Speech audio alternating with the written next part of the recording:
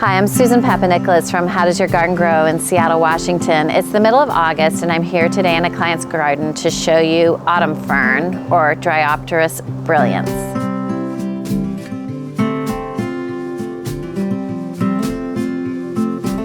Autumn fern is a plant I use all the time in my clients' gardens because it's really tough and easy to grow and provides a year-round beautiful display of foliage that has this big, fluffy, bold presence to it in the garden that I really enjoy.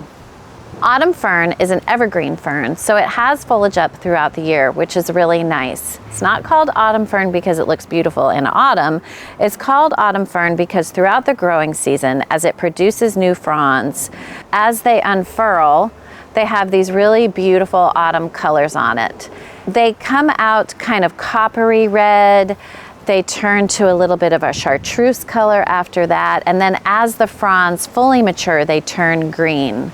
And one of the things that's fantastic about autumn fern is it is putting on new fronds throughout the growing season.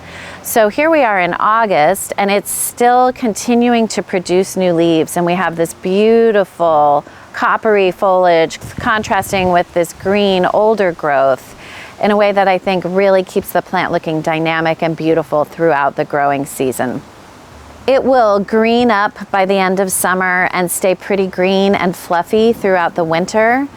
And then I usually cut this fern back in spring, maybe in mid to late March, so that last year's fronds are out of the way before next year's fronds start to unfurl. That helps me keep the plant tidy, prevent a buildup of old fronds and declining foliage in the plant in a really easy and quick way.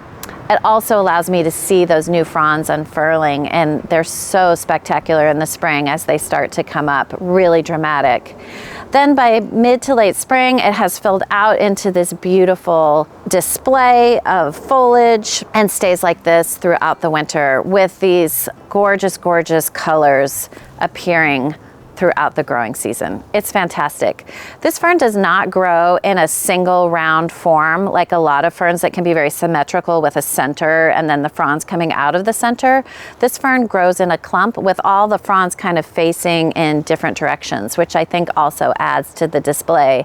And it's really nice for filling in a space, like it's looking really lovely in the understory of this tree or clustering up around some stones or the front of a bed.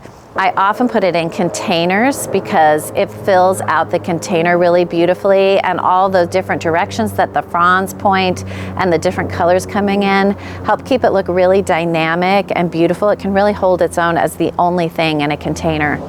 It's actually fairly drought tolerant for a fern. It can take deep shade or partial shade. Even a little bit of full sun is okay on this plant. You don't want it in hot, blasting sun, but it can take a little bit of sun. It's a tough fern. This is a super easy plant to grow. It does a lot of hard work in the garden and really helps fill things out, keeps things looking fresh and dynamic throughout the year, and it can be really lovely in a lot of different settings.